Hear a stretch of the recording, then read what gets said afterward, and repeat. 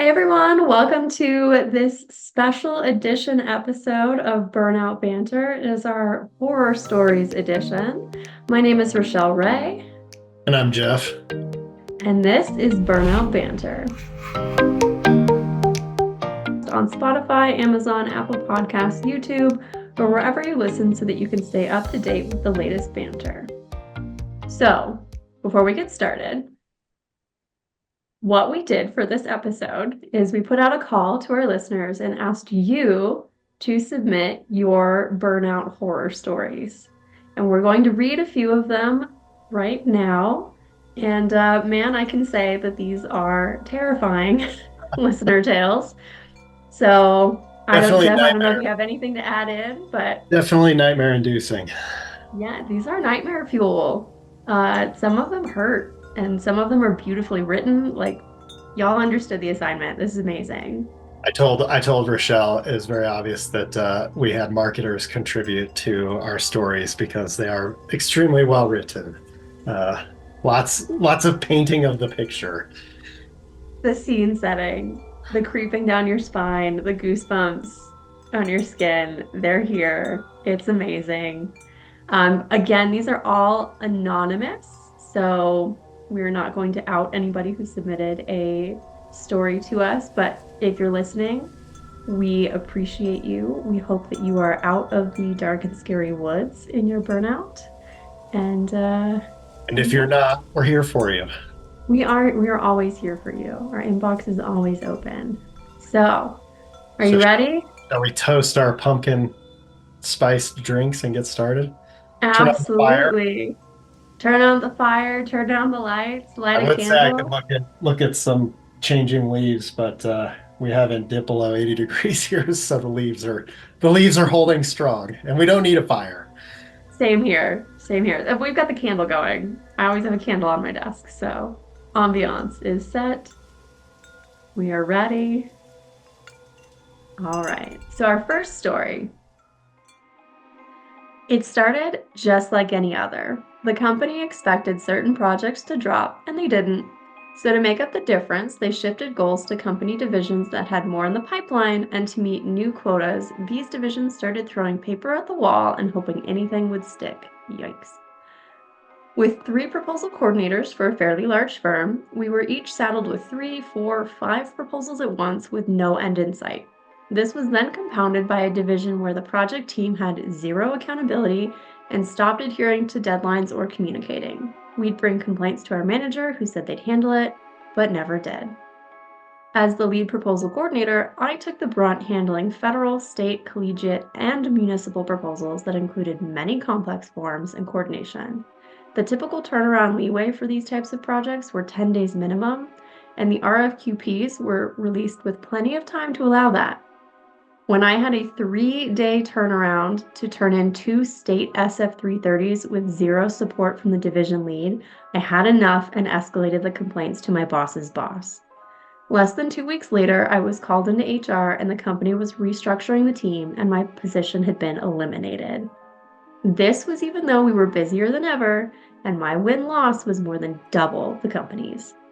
I found out later that pressure because of bad relationships, heavy workloads, a horrible company win-loss ratio, and the mishandling of a couple of other marketing initiatives was mounting on my boss, and they decided to throw me under the bus instead. In retrospect, it was the best thing that ever happened to me. It got me out of an extremely toxic environment, so toxic, in fact, that I'm still finding pieces of the story. It took months to recover, to feel like myself again, to feel like I had value again, and I'm more mad at myself for 2 things: being so blind to the poor culture that cultivated the situation, and not seeing it coming, and letting them dictate my view of myself in such a negative way for so long. There are others from this company that have worse experiences, and I truly hurt for them. But almost all of those stories, too, have a happier ending than if they'd stayed with the company, and that makes my heart happy. Moral of the story is don't let company culture, that's in quotes, bind you, and if you can't speak up to defend yourself without fear of retribution, then start updating that resume and find a better fit. This is wild to me. I can't imagine 3 days to turn into SF330s. How long, Jeff, do you know for what an those of us who don't SF330 know, is? how long does that typically take? Okay, so an SF330 is a beautiful government form that is Uh-huh. sections A through I with a second part. And these could be anywhere from like 20 pages to 500. The biggest SF330 I've ever put together was 4 2-inch binders full, or 3-inch binders. I'm sorry. I still have nightmares about that thing. So SF330s at a minimum take 2 weeks just to like wrap your head around, especially if they're state level. If they're federal level, it's months to do these things. There is no way a sane person, even with nothing else on their plate, can do this in 3 days. Yeah. That is wild, wild to me. It's just imagine filling out a government form and then multiply that times 1,000, and then you've got an SF330. Well, I That's crazy. I appreciated that she handled federal, state, collegiate, and municipal proposals. No big deal there, right? Right? Also, don't know. Oh, She yeah, don't know. didn't She, you say? I, you're I I legitimately don't know on this one. Um, but I'm not going to assume all marketing coordinators are women. So yeah, no, to not specialize. Usually you see like state, local education or federal. It's very rare that you get someone handling both. So this tells me this is maybe a smaller firm, except they do say fairly large firm. So this is a hot mess to me. it But really I is. also, go ahead. Well, I was, when projects didn't happen, now the panic sets in, right? And you just start throwing everything against the wall to see what sticks. The spaghetti method, yes. That's a great approach to trying to win work. That's when you know you're in trouble. When we're not being strategic and we're just chasing anything that, yeah, that's a red flag exit. But I wanted to the person who submitted this, I hope they're listening. Uh, they mentioned being mad at themselves for how they like handled the situation or didn't handle it. And I just wanted to say that it's really hard sometimes for us when we're in these situations to see them for what they are because we go into survival mode, right? Like you're just trying to get through it. You are doing everything you can to knock those SF330s out, get through it, and then you'll deal with it later. And even afterward, you're still dealing with the dealing with it, like the recovering, the trying to sleep and take care of yourself and get back to normal. So I wouldn't beat yourself up about that or anybody who's like in kind of this burnout mess. Survival mode is meant to protect us, and not seeing it coming or not seeing how you got into it is totally normal. It's when we realize where we are and we start making decisions on how to get out of it or how to manage it moving forward that matters. Yeah, I mean, I think you know, my guess would be is that the anger comes from the outcome of the situation, right? That it ended up costing them their job. Um, I would ask them if they're proud of the way that they acted, right? If you felt like you had no other choice and you went to the boss's boss and tried to stick up for yourself, right? Even if that didn't turn out the way that you wanted it to, um, you know, are you happy with the way with yourself and the fact that you stood up for yourself in that tough situation? Because that takes a lot of courage. And even if it doesn't go your way, don't set aside the fact that that took a lot of courage to do. And it will Absolutely. benefit you going forward, right? The fact that you could do that. Absolutely. I will be the first to admit that I would not have done that. I would have just been out skis. I would have put in my notice and been like, I'm done. But this person tried. They tried to fix the situation. They tried to draw attention to it. So It's they also did hard. everything we tell people to do. It's hard to leave too, or just, be out if you don't have somewhere else to go, or, depending on what their situation is, That's family true. or so sometimes you do feel stuck in a situation that isn't good just because you don't see other options. That's true. That's But true. I say I would be out, but who yeah, knows? if there is still anger, um, my recommendation would be to write yourself a letter forgiving yourself. And then at the end, at the end, tear the letter out, burn it, throw it away, shred it, whatever you want to do to just kind of let that go. Um, and if the idea of doing that seems intimidating, I always like to tell people to set a timer for like 15 minutes and just see what happens, right? Because then you have a built-in out. And if you're really, into it, then you can negotiate more time for yourself. But I love that. I love that. I wrote a breakup letter to one of my old roles once, and it was very therapeutic. yeah, All the things I wish I'd said when I was in that role, and then let it go.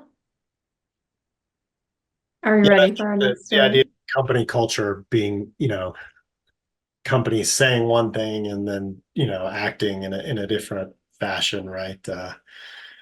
Just like with kids, we pay a lot more attention. The kids pay a lot more attention to what we do than what we say. So Yes. uh, I agree. Not, if a company says they're one thing and they don't live up to that, then yeah, I think that's a concern or a red flag. Right. Right. That's human nature. We say one thing, do another, and we pay attention to one of those things or the other. Yeah. Well, are we ready for the next story? Let's do it. In December of 2020, I was a GovCon proposal manager and started to have really severe headaches. I was always tired after work and honestly barely able to function. I was constantly stressed, but never attributed the headaches to the stress because they were constant. My neurologist diagnosed me with a rare neurological condition that required me to be on a dangerous medication.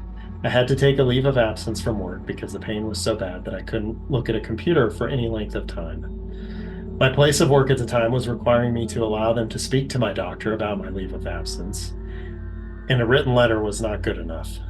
Overbearing does not even begin to describe it. I was eventually laid off from that job after submitting a proposal that had a ceiling of tens of billions of dollars right after I had purchased a house with my husband.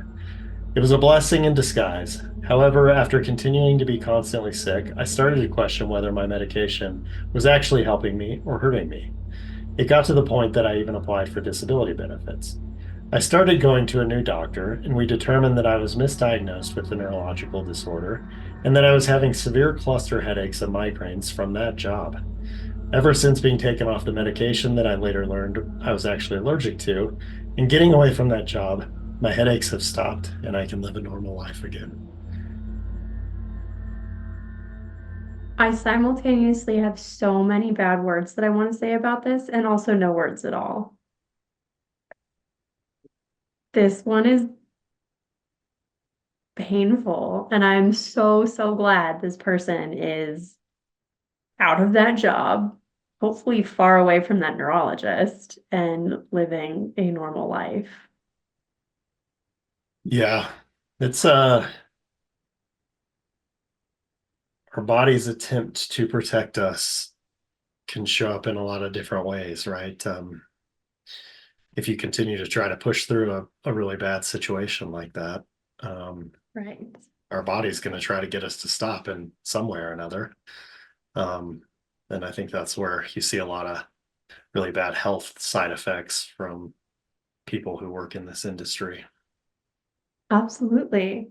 Absolutely. I can't get over the work not accepting a note from the doctor. Like what did they want to do? Go consult with the doctor, have them come in and explain like what was going on? Well, Yeah, that and is what's the wild level of to me. distrust, right? That you don't trust why don't you trust what your employee's saying? Right? Like why would you think that they would make this up? I that's just I can't. I can't. I'm so mad at that piece. So mad at that. Especially this person is a billion-dollar proposal writer. $1 billion, someone you trust enough to submit a proposal with a ceiling of tens of billions of dollars. You trust them enough to win that much work for your company, but you don't trust them with their own health? What? What? Ugh. That is a nice thing here in Colorado. they, I think a few years ago, passed to make Family Medical Leave Act paid benefit. So companies contribute to this fund that allows people then to take paid family leave for whatever reason, right? It could be this, the health situation. It could be something happened to somebody in your family, or even for maternity, paternity leave, things like that. But Oh, it's nice that your pay is covered, at least to 60%. I think it depends on the insurance company, but and that's nice. your job is guaranteed for the 12 weeks that you're off, Oh my which it gosh. sounds like this person would have benefited from greatly.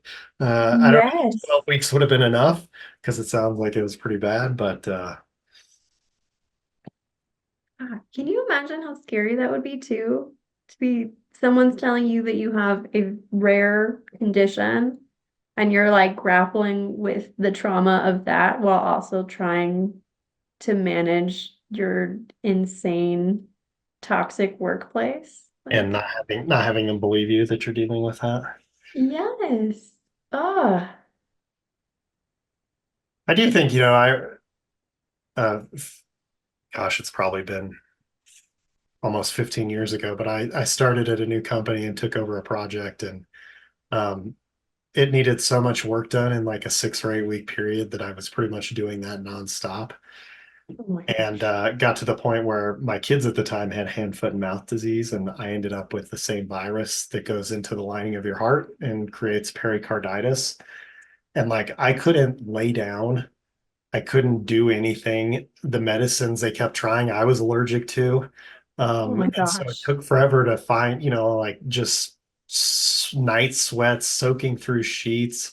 Luckily, at the time, my dog had had ACL surgery, so he and I hung out on the couch every night trying to get some sleep. But yeah, my body was telling me that was too much, and it knocked me out for about 2 months. I,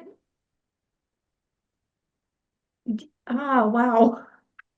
Dang. I think the moral from this story, right, is to listen to our body when it's telling us something. Yes.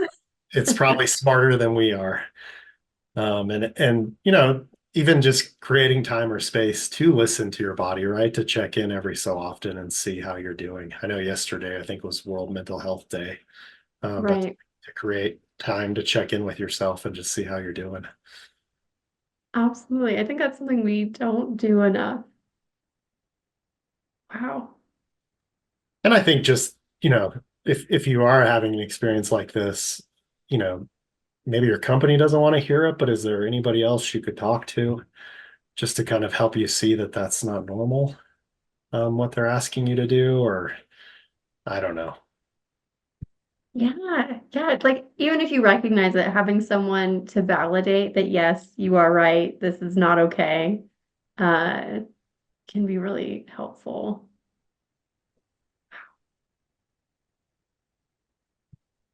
Yeah, Okay. that one's scary because that one, you know, none of this is worth risking your life over for sure. No, your health is not worth it.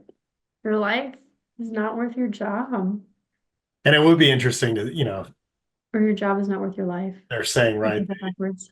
they ended up on disability, and, it would be interesting to see how long it took them to come back from that, right? We think that we Right? can just push through and be fine, but it could be months or years that you're dealing with the blowback from having put your body through that. Absolutely. I think we also think that this stuff just happens like overnight. We're doing fine, and then we lose it. And it's not true. It's just that we're the frog in the pot, right? Like slowly turning up the heat until we get to boiling. And because it's been gradual, we don't realize it until suddenly we're boiling.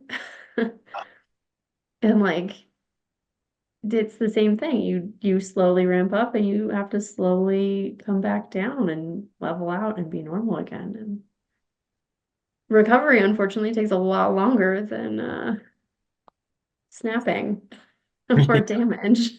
Oh, yes and no. I think the damage takes a long time to develop too. We're just not aware of it. But then when we are damaged, it's hard to pull ourselves out of it, and we're a lot more aware of it. But I don't think we get to this point overnight, right? It's not like one thing happens and we're there. It's a progressive thing that happens over time. We're just not paying attention to it. Right. We're remarkably resilient things Yeah. as Yeah. humans.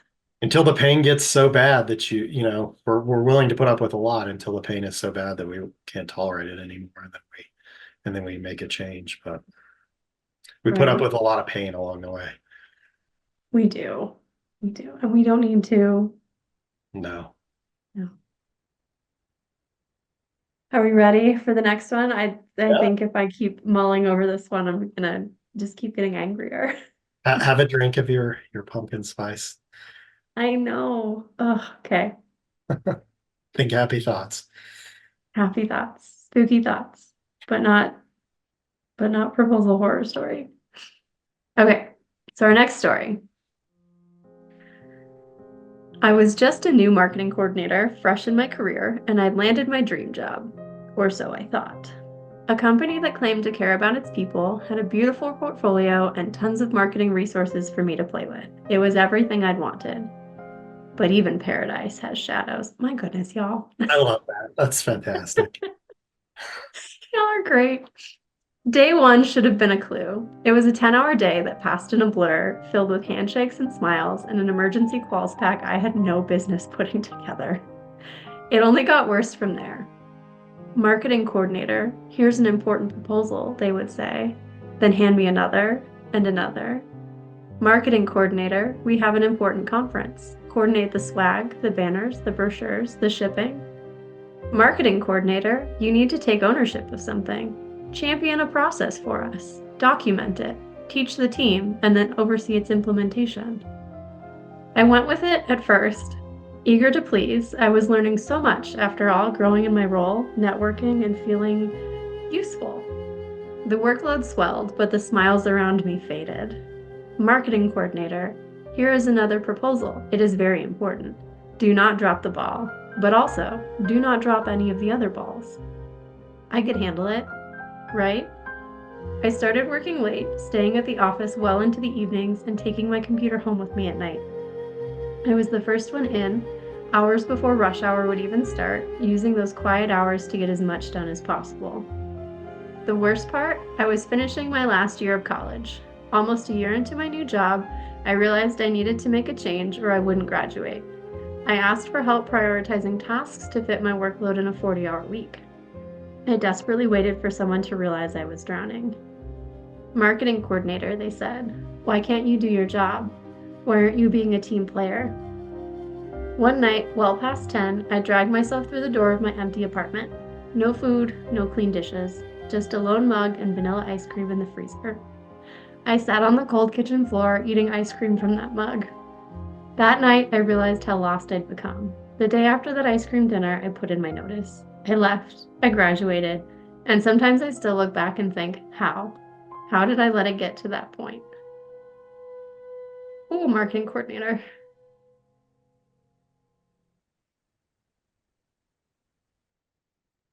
The ice cream dinner is a very vivid image.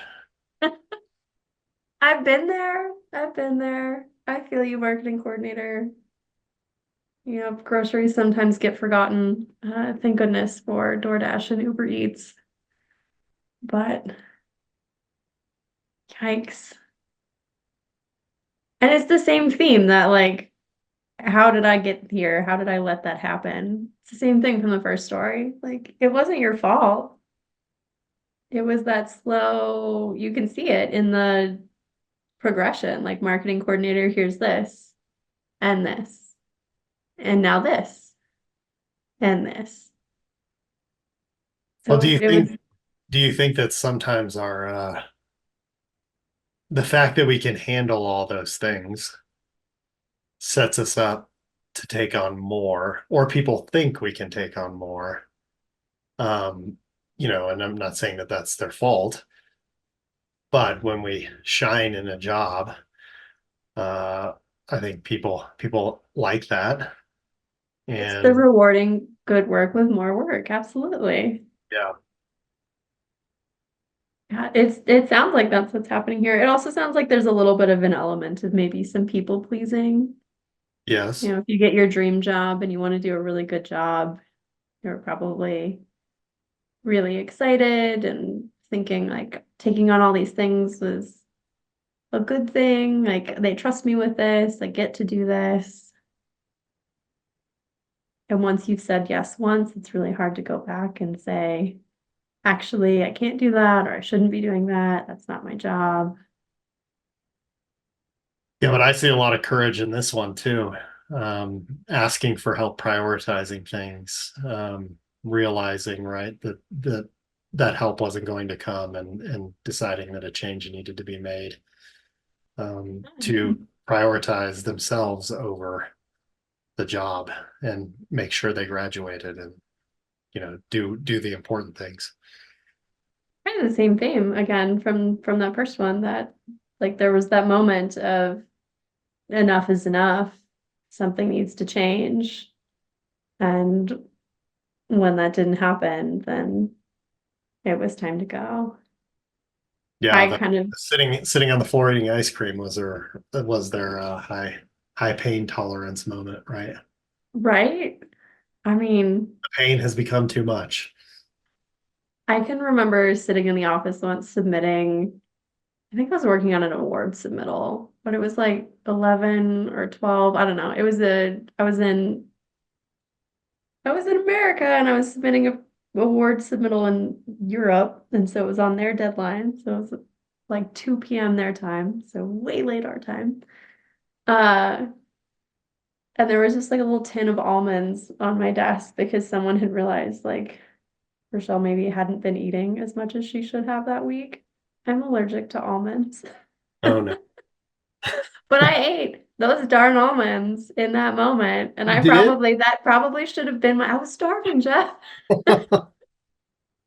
And I had to get this thing done. I had a submission deadline. I couldn't pause and go get dinner. So, Not very dangerous, Rochelle. I mean, I'm not like deathly allergic, just mildly uncomfortable. It was worth it. I thought maybe you ate the almonds on purpose. Like maybe this will get it to end. Oh, I didn't even think about that. That would have been a horror story. No, no, I appreciated the gesture of the almonds, but How many times when that happened were you there by yourself, do you think? almost every single time. No one ever stayed late with me unless they were already like it was another marketing person also working on their own deadline. But like the person whose project I was submitting the award for, they weren't there. Like the person who asked me to submit this award that they had randomly found online, they were not there. Same thing with proposals, like the technical lead who should be working on this thing and who gave me their edits at 5 p.m. instead of the day before like they were supposed to. They walked out the door at 5 p.m. and left me sitting there in the evening with my little tin of almonds I think working that's on that proposal. Yeah, I mean that can be another red flag to look for, right? Too, is that I think in a supportive environment or culture, the people who are either asking you to do that or involved in that or they're with you. I know even in my career, like I don't do Revit, so I'm not super helpful to people who are crunching on a deadline.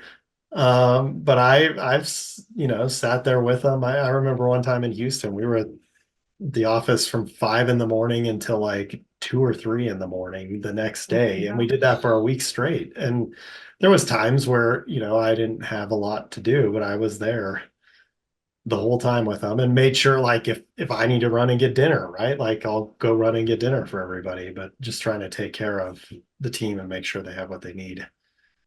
That's amazing. Or to like back. That would mean everything. Yeah. I think that makes a big difference. So as leaders, a takeaway from this might be if you're asking people to stay late or do things above and beyond, be there with them. Yes. I know, Amari, I've had this conversation with the marketer. I won't out her, but she knows who she is. And she said that as she grew in her roles, one of the things that she would ask was for those technical team members, if they did that to her, that they would stay. And she would just say it like, I'm gonna have to work late today. You're gonna stay with me, just so they could see how disruptive it was. And that always blew my mind, one, because it's extremely brave and total power move. But also, yeah, kind of like a hey, this is not okay, and here's why, and you're going to experience why. So I also think as a leader, um, if you have to ask me to stay, I mean, to me, that kind of takes away some of the impact that staying could have. I agree. Like, I would much rather leadership look at the situation and be like, okay, how can I support this? How can I fix this? How can I make sure it doesn't happen again? Yeah. Uh, but I think there's sometimes that element of like people don't know, like our architects and engineers don't always know what we do. They don't, it's the unseen work, right? When they're not with us, they don't see what we're doing. And so they just assume this magic happens and this proposal document is just like we snap our fingers and it's beautiful all of a sudden. That's more Kind of Christmas magic than Halloween. Christmas, right? I don't know. Some people tell me it's black magic that I do over there in Okay, the black corner, magic. but we've had this conversation. Like, you didn't know that when you give marketing your narrative, like we go through and we edit it and make sure like the voice matches the rest of the proposal and everything, like your references, the way you're talking about the project or whatever matches how we're supposed to be referring to things. And I think because so many people don't realize that, so many leaders and so many technical staff don't know that that happens, that the way that marketer handled things and said, you're staying with me so you can see it, was like an educational moment. If that leader then continued to be a jerk and not show up, then yeah, not cool. But if they then started staying, I would see it as just as valuable because they learned what is happening on the other side. Yeah, and meals are a huge part of it too, right? Because if you are working that hard, odds are you're potentially skipping meals, and that's not good for anybody. So even at a minimum, provide some food. Food your people are not allergic to. Yeah, I mean, it helps if you know that your people are allergic to almonds, sure. To be fair, I don't think the person who gave them to me knew that, so I'm not going to fault him, and I've never called him out on it. I'm always very appreciative of those almonds. But yeah, food would be great. I went like an entire year of one of my career choices surviving on venti chais and whatever breakfast sandwich the guys I made friends with at Starbucks would hand me across the counter when they found out that that was my lunch. I would get like bread, banana bread, a cookie, because they felt so bad that I was not eating. Yeah, It was it's not an easy thing cool. to do, but it's about the worst thing we can do is to skip meals. It's terrible. And it's one of my like indicators that I'm burning out is because I stopped cooking and I stopped caring about food.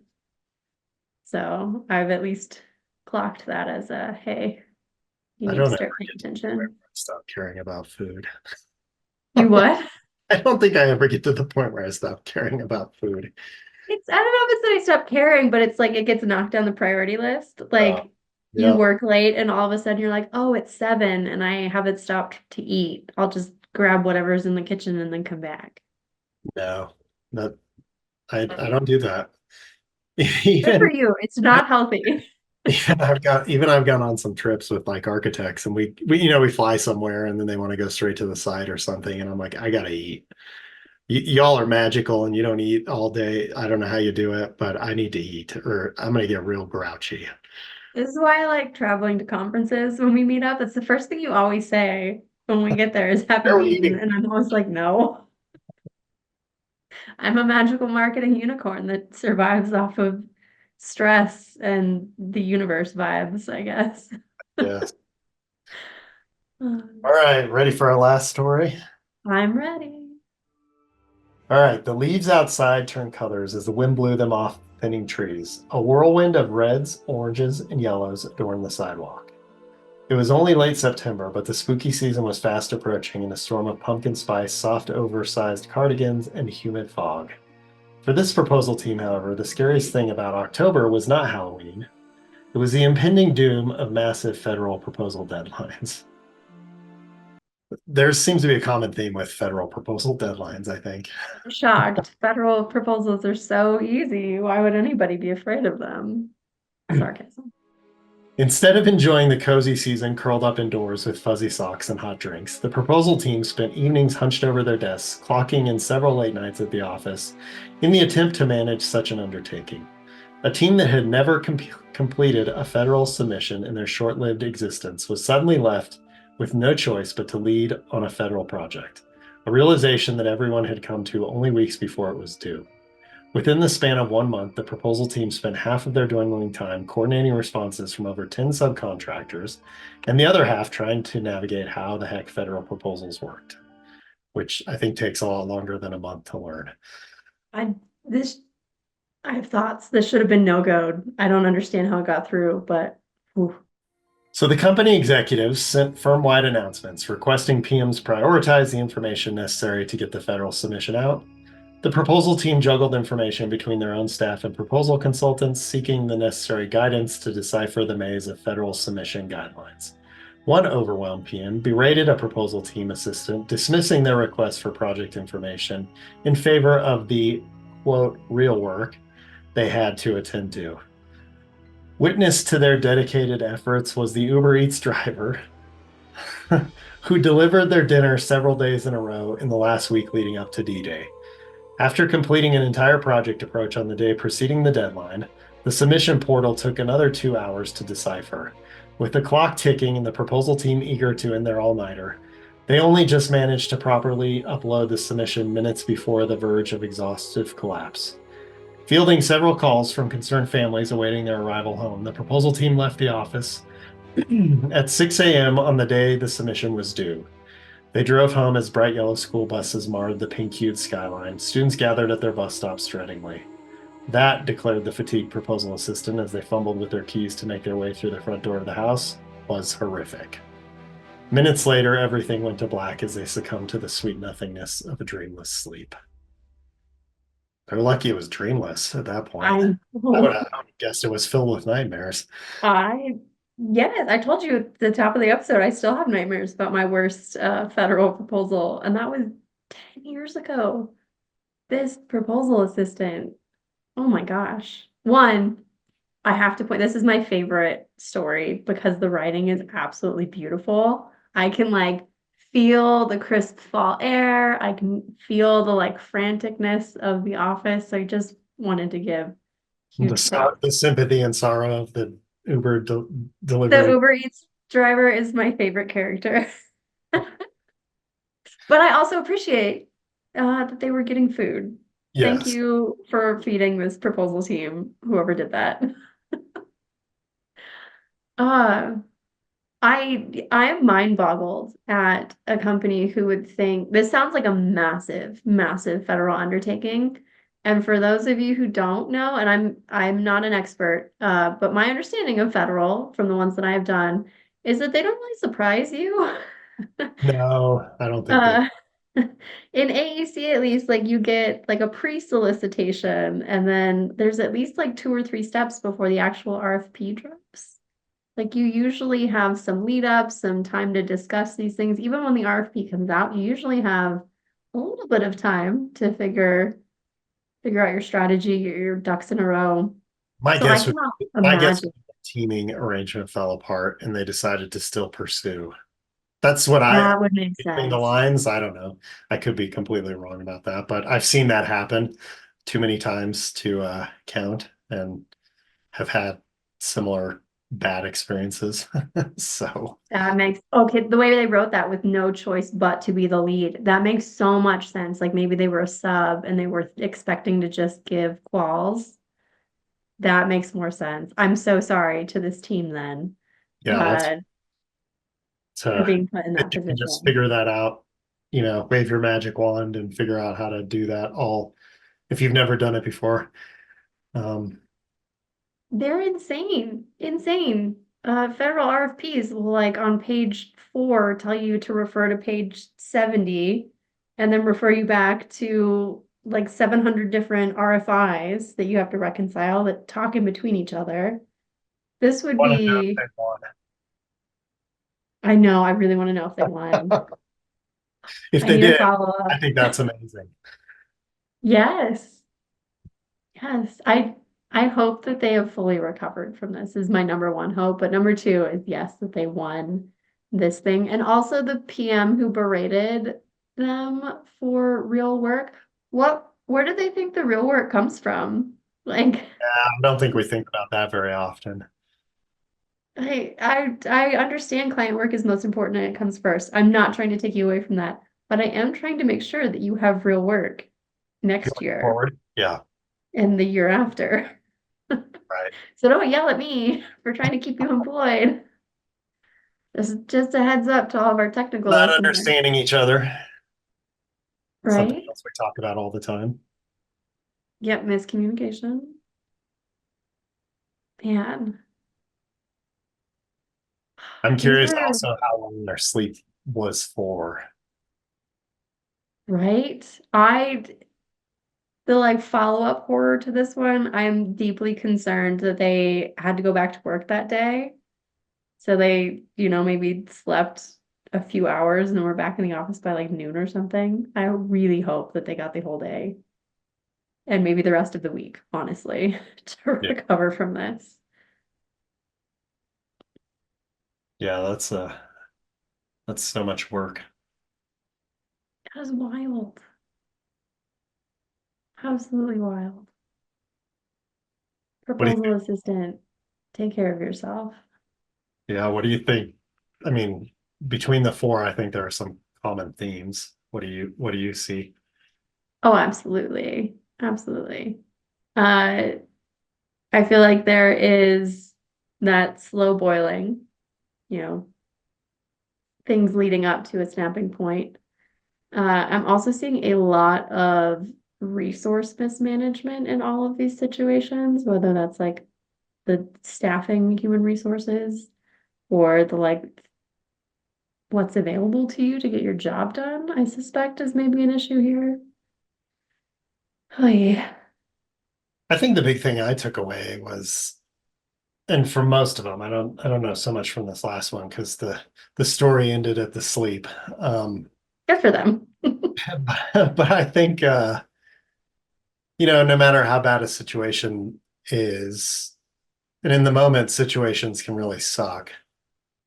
I think Right. most of the stories we read, there was hope coming out of this bad situation, right? And so I think even if you're in a bad situation, just knowing that there's hope for something better, right? Once we've lost hope, it can become really dark and really hard to pull ourselves out of it. But I think just having that hope is really important for people to try to find something new or, even work through the situation they're in or whatever, right?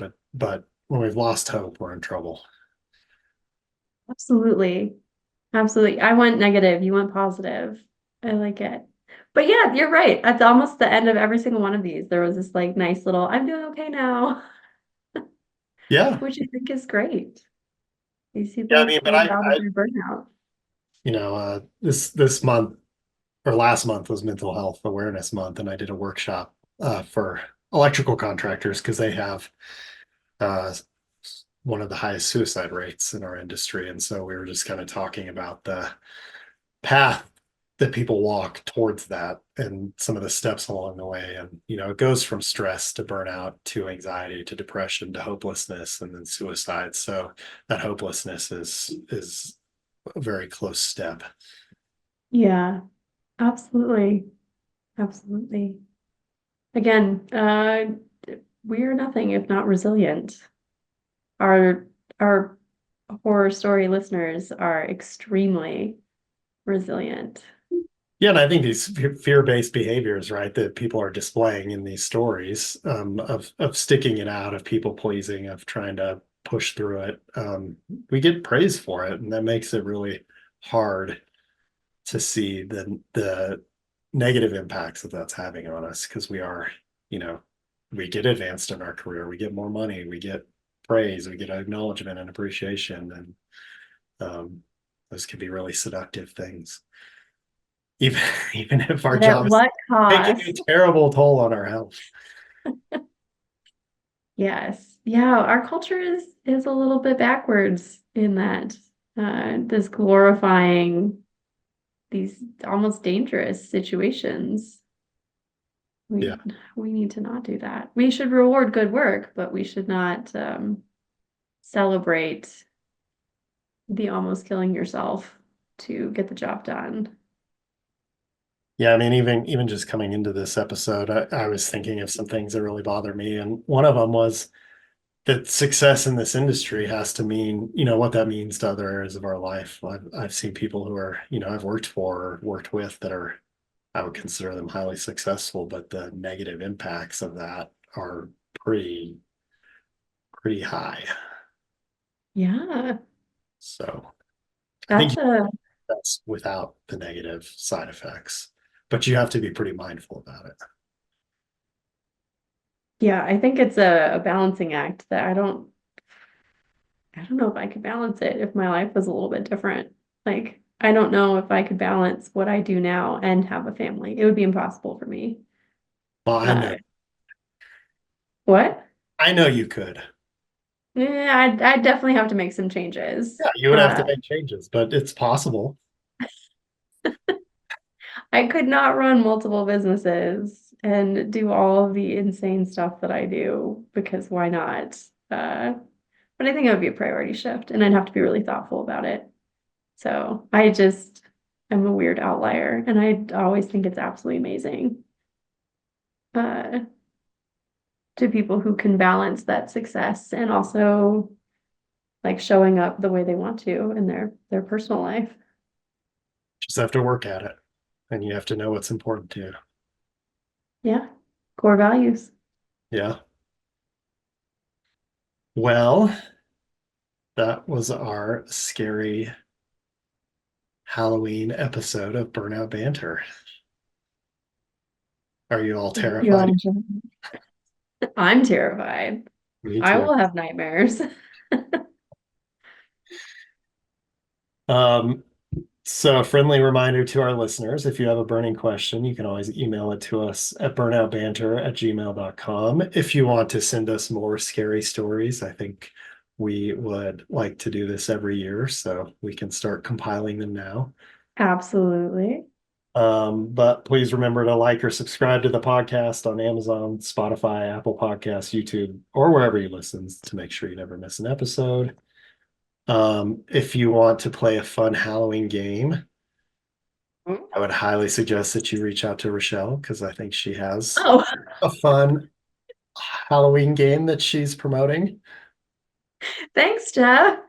You're welcome. Yeah, Rochelle created a social deduction horror game. It's not really scary, but if you enjoy games like Werewolf and Among Us, where you have to figure out who among your friend group is the outlier, then you're gonna really like Dead Man's Dinner Party. So, thanks, Jeff. Yeah. And we are going on our holiday break, so we will be back with season 3 in January after this episode. But if you need us in the meantime, reach out to us at burnoutbanter@gmail.com or hit us up on LinkedIn. And we Absolutely. hope everybody has a great Halloween. Hopefully, not with too many more scary burnout stories. And a happy holiday. Take care of yourselves during the holiday burnout season. We're here for you, always. All right. Take care, everybody. Bye, friends. Bye.